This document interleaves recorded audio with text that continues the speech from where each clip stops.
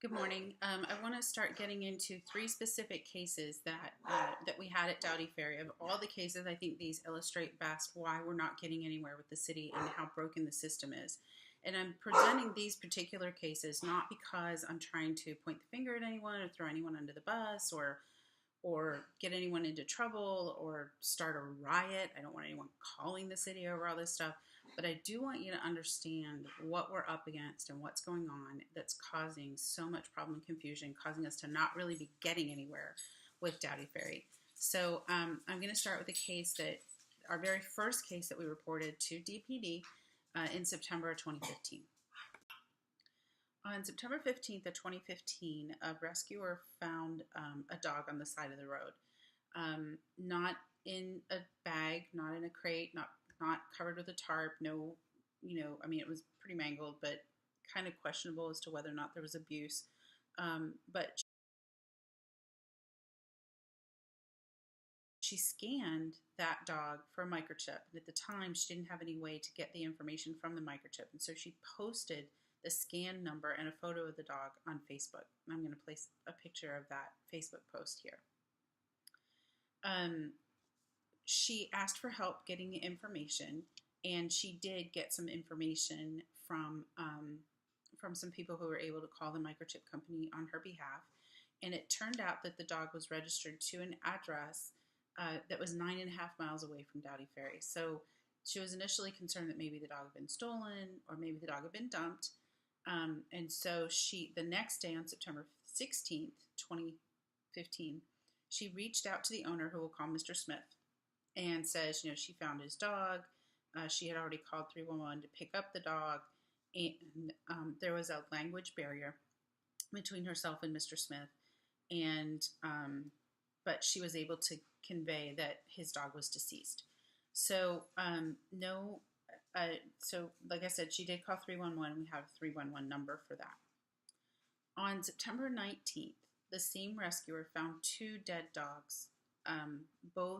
One with signs of strangulation, another in a bag and tossed on the side of the road. And both were blonde. One pit and one looked like a lab collie mix. I went down to the scene at the time, and I called 911, and two responding officers came out and they took a report.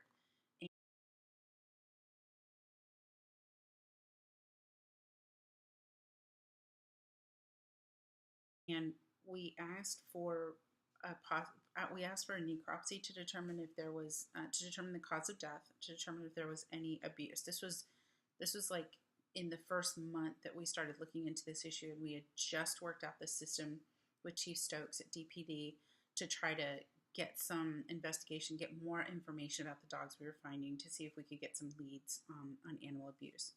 So the responding officer took all of the information and did ask for a necropsy from DAS. And then we didn't hear anything for a really long time. And so then I did an open records request to get the detective's notes about what actually happened.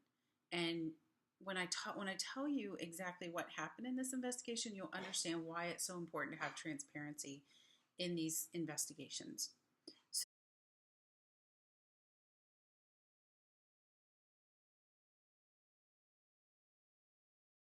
So on October 20th, the detective assigned to the case, we'll call him Detective Jones.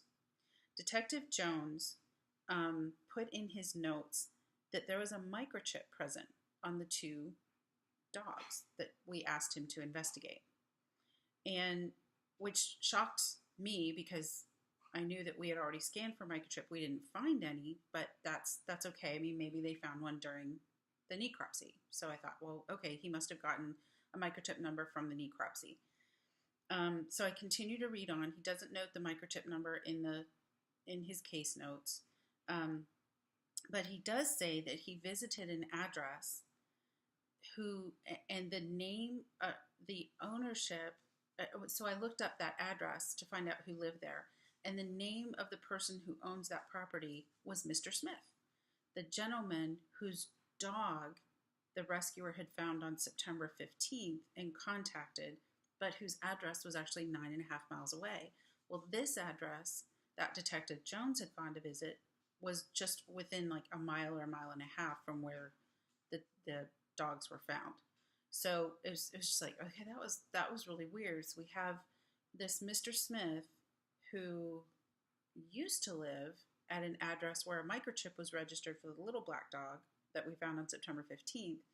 But now the investigator is investigating for a microchip that was found in the 2 blonde dogs that we asked him to investigate. And he's actually now living within a mile and a half of Dowdy Ferry. So now I'm confused because I'm like, well, how could it be that there was a microchip on a dog on September 15th registered to this gentleman, and now there are these 2 blonde dogs that we asked to have investigated. There's a microchip for those dogs registered to the same person. So now I'm getting really confused and concerned. So I reached out to Dallas Animal Services, and I already had all of their necropsies that they had performed for all the dogs that we'd referred over, and they didn't keep track of the DPD case number or the 311 number and associate it with the necropsy.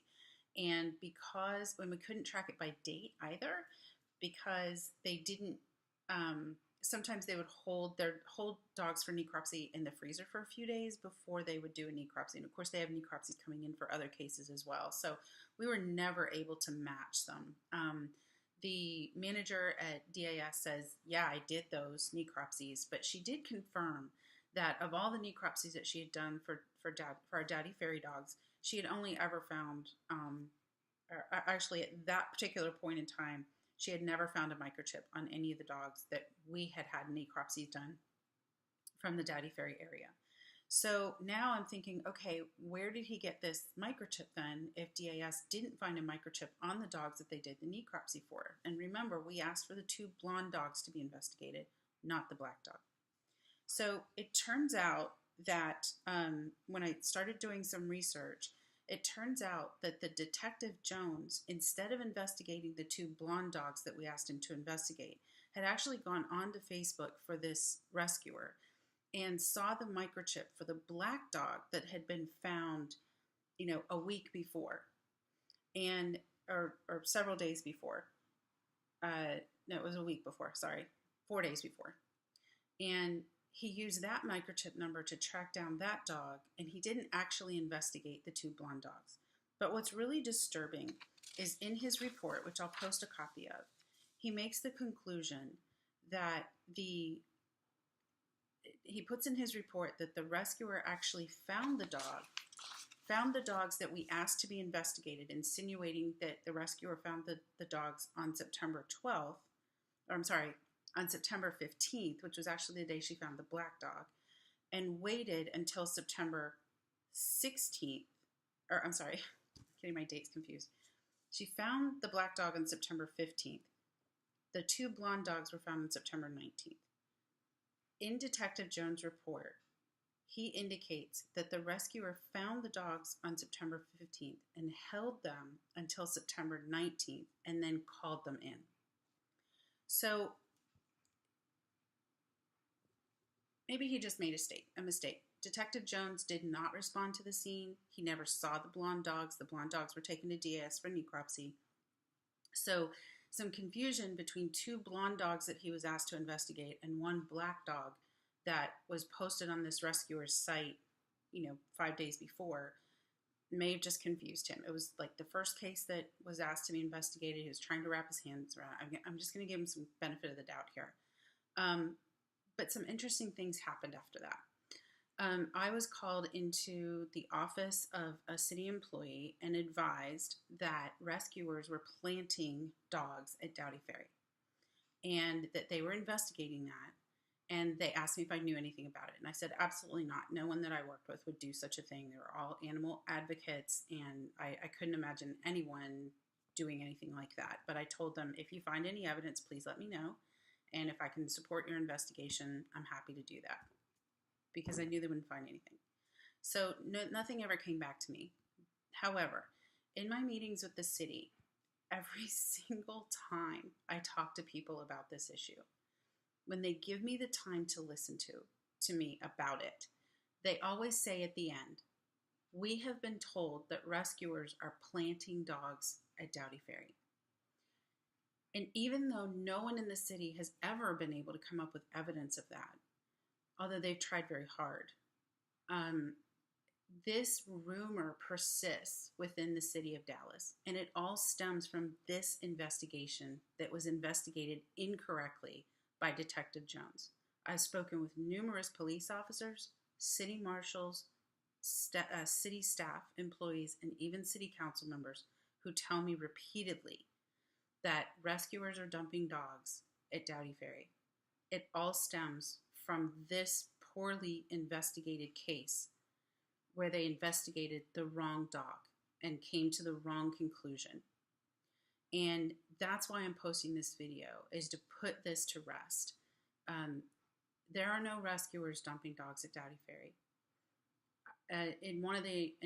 Probably the last video that I'll do, I'm going to talk about how the city has continued to investigate rescuers rather than investigating the source of the dead dogs.